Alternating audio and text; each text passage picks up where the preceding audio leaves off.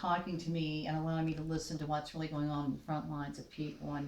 And I'm here with Kevin Campbell, who is a volunteer firefighter, and also you do some work with the Emergency Planning Commission for Lewis and Upshur counties. Yeah, and I looked earlier today at these huge pipes that they're proposing. It's a little bit presumptuous, I think, for the company to think that they're going to come in here. They already have it all set up, and it hasn't been permitted yet. But I understand that there have been some things happening with smaller pipes.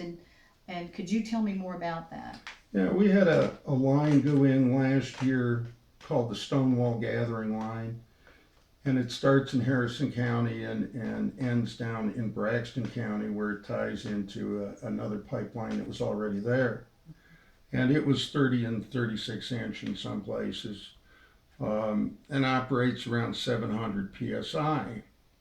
The problem with that, 700 psi. What is that? Pounds per square inch. Okay. And that's important because the pipe is designed based on what the operating pressure is going to be. If they were to push that pipe beyond 700 pounds per square inch, then they could end up with a catastrophic failure like they recently had up in Pennsylvania. Oh my. They overpressurized that line. That's why it blew up. Now, is that a possibility for us? Oh, it's always a possibility, because what they'll try to do is move more gas through it. And as these pipes weaken with age, they're no longer able to contain it. The other problem with Stonewall is that we know they have not yet installed the sacrificial anodes, which prevent corrosion of the steel pipe. Sacrificial anodes? Why do they call it that? Well, it's a less noble metal than the steel. Usually they use magnesium, and they are physically attached to the pipe, either directly to the pipe or through a cable. And with the ground current that's naturally occurring, and some of that is actually occurring because of the flow of materials through the pipe create an electrical charge. If they don't dissipate that to these magnesium anodes, it will eat the steel. Ooh. By connecting the magnesium, it'll eat the magnesium first. That's why they're sacrificial. I see. It's similar to what they do on a boat or a yacht to prevent corrosion below the waterline. They put a sacrificial zinc on the transom of the boat, and it erodes instead of the underwater gear. It's critical that they be there. And as of today, they are still not there, even though this pipeline is already in service and carrying gas. For how long? How long has it been It's there? been in service since November. Oh my goodness, and they didn't why did they not put it on there? Well, their original line, when we questioned it, was that they are not required to install those until the end of the first year of operation. But we've seen in other parts of the country that pipelines less than a year old blow up. Oh my gosh. And so we had one in Brooke County, West Virginia, not too long ago that was less than a year old. And so was it for the same reason, do you think, or do you know? I don't know if Brooke County was due to corrosion or if it was failure of materials. But it does point out that these things can easily explode. I mean, it seems as if it's also experimental. Well, like and the that's Titanic, you know, with it's not going to fail, and then you have these huge catastrophic events. When Precision Pipeline did the Stonewall Momentum Line, that was the first time they ever attempted a pipeline of that size, and the first time they ever attempted to build a pipeline in our terrain. And that was their practice for building this 42 that you were talking about earlier today. Gosh. Now they consider themselves experienced. It's horrible.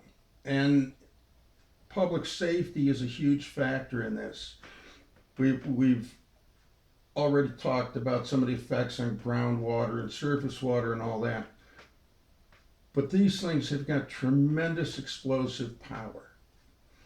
And if they start leaking, the evacuation radius for that pipe is 1.5 miles. Now, when you picture West Virginia terrain in a 3-mile circle at any given point, can you imagine how many people there are trapped on upslopes? Oh my gosh. They have no way out. Literally, they have no way out. If it explodes at that point, they're going to cook. Not only that, but pipelines typically, the first indication of a problem is the explosion. How are you going to evacuate people when there's no warning for this disaster? And even after the disaster occurs, after you have this explosion and this huge fireball, which is always a potential problem, how are you going to contain the fire? We're almost 95% volunteers. We can only surround the thing at the perimeter of that 3-mile diameter. You may be involved in the 3-mile diameter. You may be in it. Well, Homeland Security says critical infrastructure like a fire station cannot be within an evacuation zone. But over in Pricetown in Lewis County, that pipeline is 500 feet away from the fire station.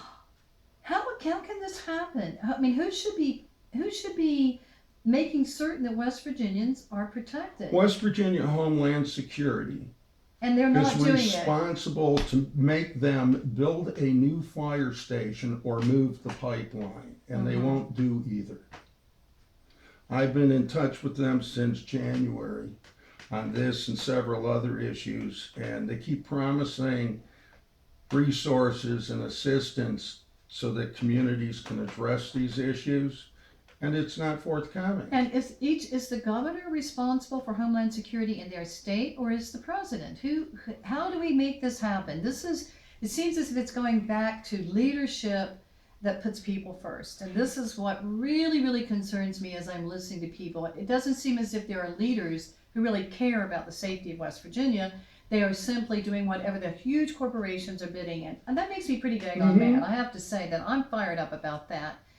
You know, with the 42-inch pipeline, their plan is even worse. They want to run that monstrosity, which is at 1,440 pounds per square inch. Well, that seems like it's double. Yeah, more than double.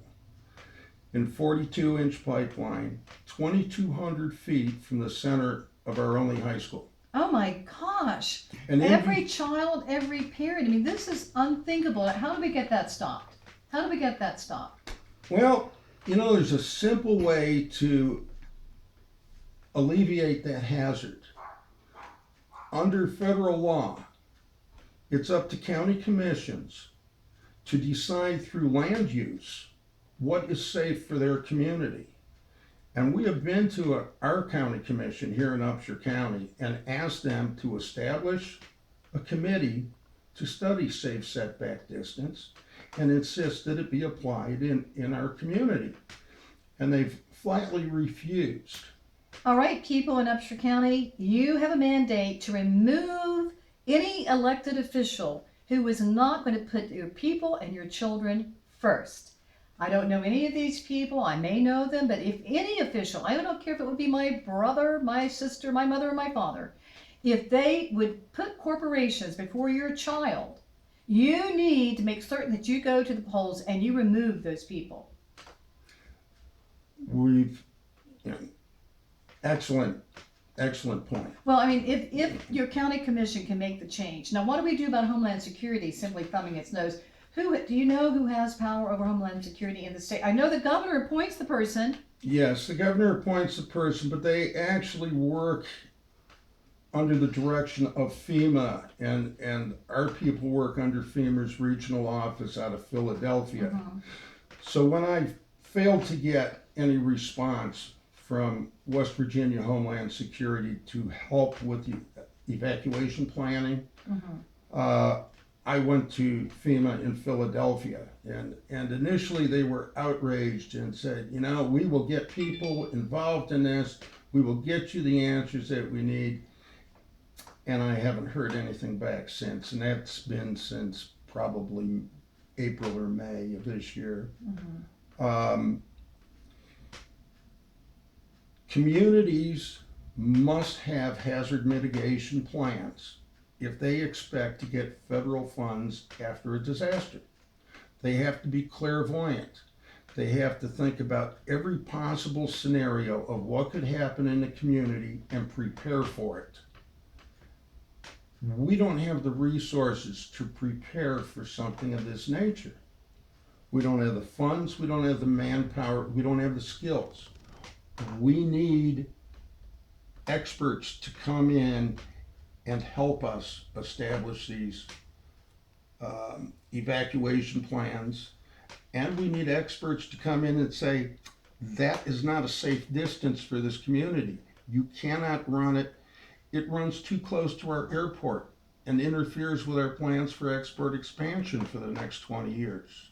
It runs too close to the hospital. It's too close to the high school. In between the pipeline and the high school is the police barracks at 1,200 feet away. You know, this is such madness. Who owns this land? Who's selling it? Who is the corporation that's buying it? Well, Dominion will tell you that they chose the path based on a straight line from point A to point B because that's the cheapest route, cheapest and shortest. Mm-hmm. And unless somebody forces them to deviate from that planned route, they're not going to do it. The other thing that we have in Upshur County is that the route was very carefully chosen by whose land it went over. So they could get the biggest tracts of land and only involved one person or one corporation. They want to run this pipeline literally over top of the old Sago mine. Oh my gosh.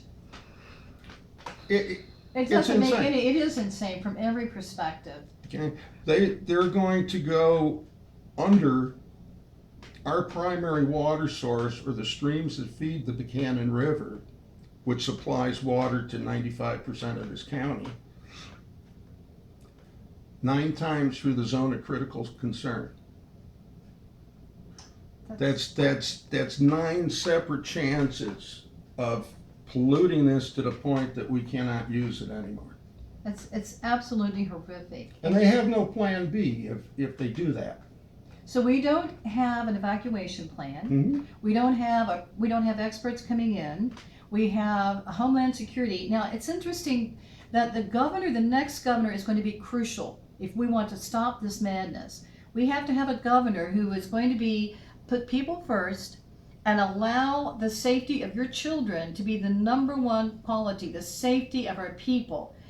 Because that governor is going to be appointing the person who's in charge of the Department of Environmental Protection, the person who's in charge of Homeland Security, who will say, yes, FEMA, we need your help. Let's get in here and do the job. If you have a governor who says, oh, no, we don't need you, FEMA. Oh, no, we're going to let DEP make certain that all the permits that the corporations want and all the regulations, well, we'll just close our eyes if you're breaking the rules. You have to have a governor who's going to put you first. I'm running for governor of West Virginia because of this madness that's going on right now, that we do not have leaders in key positions who are willing to step up and protect you.